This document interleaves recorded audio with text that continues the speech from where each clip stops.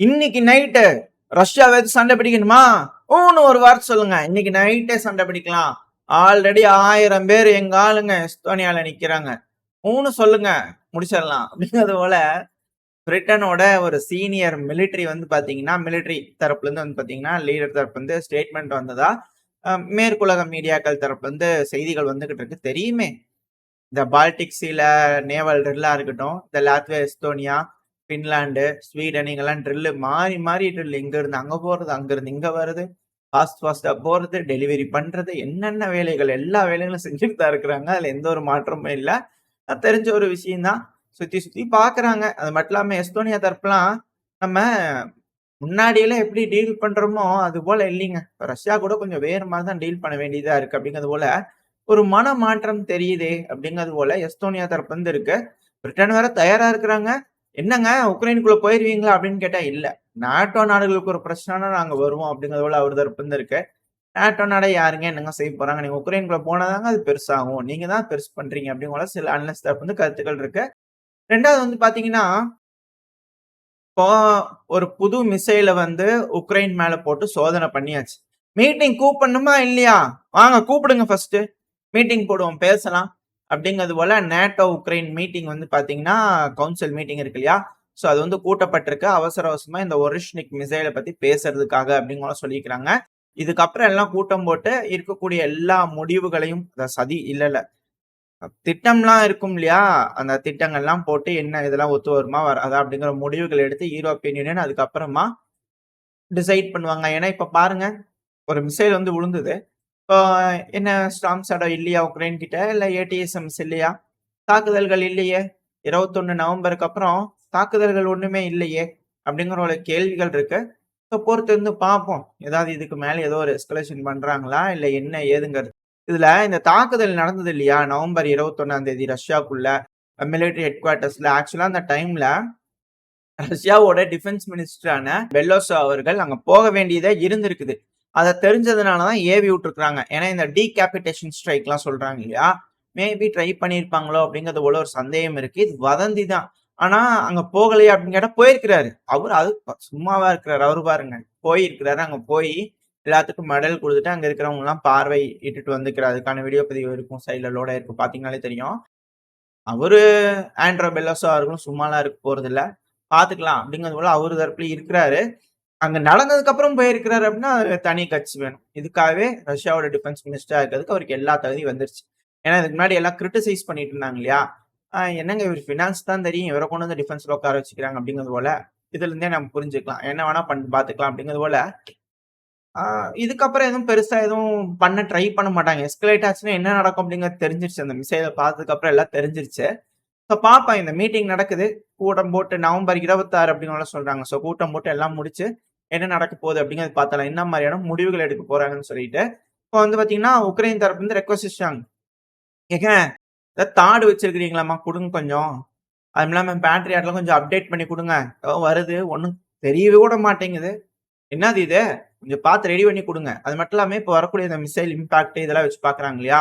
அந்த மிசைல் வந்தது மாக் 11 கிட்ட வந்துருச்சாமா. அதனால ரஷ்ய அதிபர் புட்டின் அவர்கள் சொல்லியிருந்தார் இல்லையா? அத விட வேகமா அது வருது. அப்படிங்கிறது போல ஸ்டேட்மெண்ட்ஸ்லாம் நம்ம மேற்குலக தரப்பு வந்து பார்க்க முடியுது. நெறைய அனாலிசிஸ் நம்ம அந்த ஃபர்ஸ்ட் டேவே தெளிவா என்னால முடிஞ்ச வரைக்கும் சொல்லியிருந்தேன். இப்ப அது எல்லாரும் டீடைல்டா பேசிக்கிட்டு இருக்காங்க. இப்ப பெருமளவுல அந்த மிசைல் இம்பாக்ட் எந்த அளவுக்கு இருக்குன்னா, ரஷ்யால இருந்து இந்த பக்கம் நீட்டினீங்கன்னா பிரிட்டன் வரைக்கும் தாண்டி போகும். இதே ரஷ்யாவோட கிழக்கு பகுதியில இருந்து பாத்தீங்கன்னா அமெரிக்காவோட பெரும்பான்மையான பகுதிகள் மேல குறி வச்சு அடிச்சிடலாம்.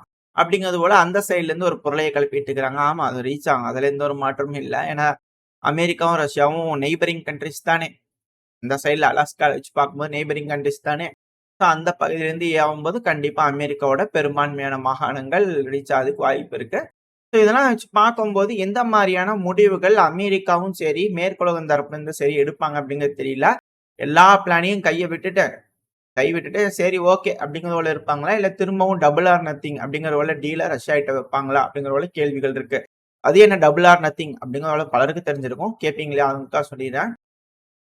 உக்ரைன்ல இப்ப சண்டை பிடிச்சுக்கிறாங்க. அது பெருமளவுல எதுவும் செய்ய முடியல. இப்ப டபுள் ஆர் நத்திங்னா இப்போ கலினின்கிராட்ல ஏதோ ஒண்ணு செய்றாங்கன்னு வச்சுக்கோங்களேன். ரஷ்யாவுக்கு ஒரு ஆப்ஷன் இருக்கு. லித்துவேனியா, லாத்வியா இந்த பகுதிகள்ல ஏதோ ஒண்ணு பண்ணிக்கலாம். எஸ்தோனியா. ஸோ அவங்க அந்த வழியா டோர ஓப்பன் பண்ணிட்டு உள்ள வராங்களா, இல்ல போலாண்ட் டோர ஓப்பன் பண்ணிட்டு உள்ள போனாங்கன்னா, கலிங்கன்கிராடோட ஒரு லேண்ட் பிரிட்ஜ் போட்டுக்கலாம்.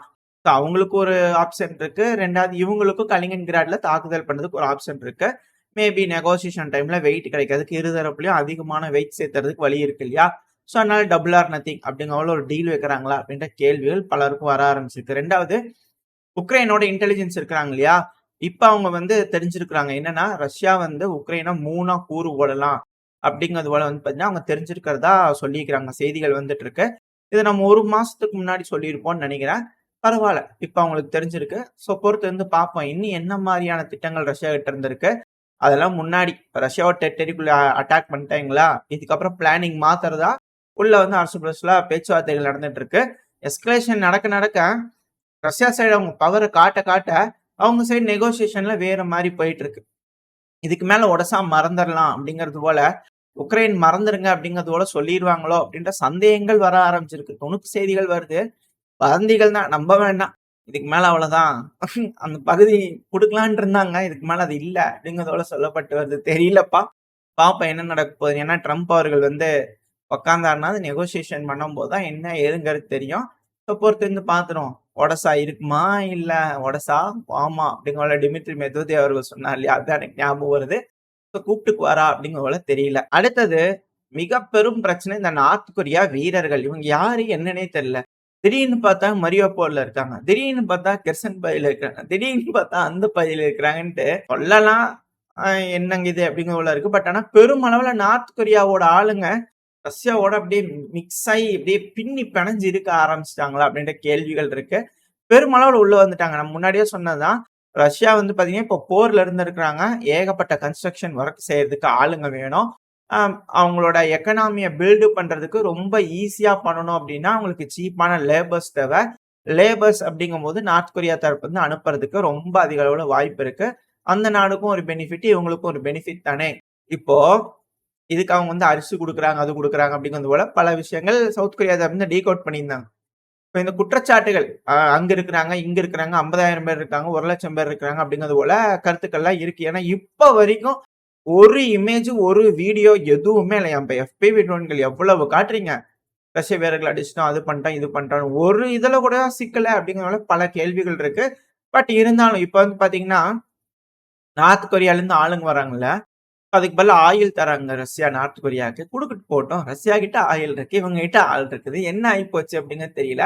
பட் இருந்தா இது போல குற்றச்சாட்டுகள் தொடர்ந்து வந்துகிட்டே இருக்கு. அது மட்டும் இல்லாம இப்போ இன்னொன்னு, இந்த நார்த் கொரியா பத்தின இன்னொரு விஷயம் என்னன்னா, ரஷ்யா இருக்கிறாங்கல்ல, நார்த் கொரியால இருந்து ஆளுங்க வராங்கல்ல, அதனால ஆன்டி ஏர்கிராஃப்ட் மிசைல் சிஸ்டம் பாத்தீங்கன்னா, நார்த் கொரியா குடுக்குறாங்க ரஷ்யா. அப்படிங்கிறத சொல்றாங்க. குடுத்துட்டு போட்டுமே. இப்ப என்ன ஆயிப்போச்சு உங்களுக்கு? உங்களுக்கு தான் 2 பேரும் ஆகாதவங்க ஆகி போயிட்டாங்க. ஒதுக்கி வச்சுக்கிறீங்க ஊர விட்டு. 2 பேரும் சேர்ந்து கொலாவிக்கிறாங்க. உங்களுக்கு என்னங்க ஆகி போச்சு? அப்படிங்கிறது போல இருக்கு. இருந்தாலும் தெரியல. அவங்க 2 பேரும் கூடிக்கிறதுல இவங்களுக்கு என்னமோ பிடிக்கல, என்னமோ ஆகல. பல நாடுகளும் பாத்தீங்கன்னா, கருத்துக்கள் விதவிதமான காசிப் பேசலாம். அந்த காலத்துலலாம் பாட்டிங்கலாம் திண்ணையில உட்கார்ந்து பேசுவாங்க. அப்புறம் தெருமுனைலாம் பசங்க உட்கார்ந்து பேசுவாங்க. டீ கடையிலலாம் பேசுவாங்க இல்லையா? ஸோ அத விட பயங்கரமா பிச்சு உதர்றாங்கப்பா இவங்கலாம். நீ என்னென்ன மாரியான பேச்செல்லாம் பேசுவாங்களோ தெரியல. வேர்ல்டு பாலிடிக்ஸ்ங்கிறது வேர்ல்டு காசிப்பா மாறிடுச்சா? அப்படின்ற சந்தேகங்கள் வர ஆரம்பிச்சிருக்கு. அடுத்த மிக முக்கியமான விஷயம் செலன்ஸ்கி அவர்கள், "ஏங்க பார்லிமென்ட் வேண்டாங்க. நான் குளோஸ் பண்ணிக்கலாங்களா? இன்னைக்கு லீவ் விட்டுறலாங்களா?" அப்படிங்கிறது போல செலன்ஸ்கி அவர்கள் தரப்புல இருந்து அழைப்புகள் விடுத்ததா சொல்லப்பட்டு வருது. ஏன்னா பெரும்பான்மையான பார்லிமென்ட் மெம்பர்ஸ் பாத்தீங்கன்னா எம்பிகளா இருப்பாங்க இல்லையா? வர்றதுக்கே கொஞ்சம் விருப்பம் இல்ல போல தெரியுது. வேண்டாங்க அப்படிங்கிறது போல. ஏன்னா திரும்பி இன்னைக்கு ஒரு மிசைல் சோதனை இருக்கு அப்படிங்கிறது போல ரஷ்ய தரப்புல அறிவிச்சதா சொல்லப்பட்டு வருது. எனக்கு செய்திகள் கிடைக்கல. எனக்கு டெலகிராம்ல வந்தது. உறுதிப்படுத்த முடியல. இன்கேஸ் எதானா பார்க்கலாம். ஒரு வேளை போட்டுருவாங்களா பார்லிமென்ட் மேல அப்படிங்கிறதுல ஒரு சந்தேகம் தான். ஸோ அந்த ஒரு காரணத்தினால யாரும் வரலையா? ஏன்னா ஸ்ட்ரைக் பண்றதா சொல்லி அவங்களுக்குள்ள இன்டெல் ஷேர் பண்ணிக்கிட்டாங்க. ஸோ அந்த ஒரு காரணத்தினால இருக்குமோ? அந்த ஒரு விஷயத்தினால யாரும் பார்லிமென்ட்க்கே வரமாட்டேங்கிறாங்க அப்படிங்கிறது போல இருக்கு. அதனால ஜெலன்ஸ்கி அவர்கள் லீவ் விட்டுறலாங்களா? இவருக்கே வர பிடிக்கலையா? அப்படின்ற போல கேள்விகள் இருக்கு. அடமெல்லாம் அடிச்சு வெளுத்துவாங்கன்னு பார்த்தா, ஒரு மிசைல்ல முடிச்சுட்டாரு. புஸ்ன்னு போயிருச்சு அப்படிங்கிறது போல இருக்கு. பார்ப்போம். இன்னும் டைமிங் இருக்கு. They still have 50 last days. இந்த நவம்பர் மாசம் முடியறதுக்கே டைம் இருக்கு இல்லையா? அது எல்லாமே இந்த ஸ்பார்க்கிங் டைம். இப்போ கூட்டம் போட போறாங்க. நவம்பர் 26 கூட்டம் போட்டு திருப்பி பூஸ்ட் எல்லாரும் மாறி மாறி குடிச்சுட்டு திரும்பி ஏதோ ஒரு எஸ்கலேஷன் நடந்துச்சுன்னா, ஒரு 50 நாள் விண்டோ இருக்கு. அந்த விண்டோல என்ன நடக்குது அப்படிங்கிறது பாத்துரலாம். அப்படி இல்ல அப்படின்னா, இந்த மீட்டிங்கோட முடிவு சாராம்சம் என்னன்னு தெரிஞ்சுக்கிட்டோம்னா, இந்த நாட்டோ, உக்ரைன் கவுன்சில் மீட்டிங்கோட சாராம்சம் தெரிஞ்சுக்கிட்டோம்னா, அடுத்த வருஷம் இந்த ட்ரம்ப் அவர்கள் வந்து உட்காரலாம் இல்லையா? அது என்னவா இருக்க போகுது அப்படிங்கிறது புரிஞ்சுக்க முடியுது. ஆனா, திமித்ரி மெத்வதேவ் அவர்கள் ஆல்ரெடி ஒரு விஷயத்த புரிஞ்சுக்கிட்டாரு. ட்ரம்ப் அவர்கள் வந்து இந்த சாங்ஷன்லாம் தூக்குவாரு அப்படி இப்படிங்கலாம் எனக்கு சந்தேகமா இருக்குங்க. அப்படிங்கிற போல அவர் தரப்புல இருக்கு.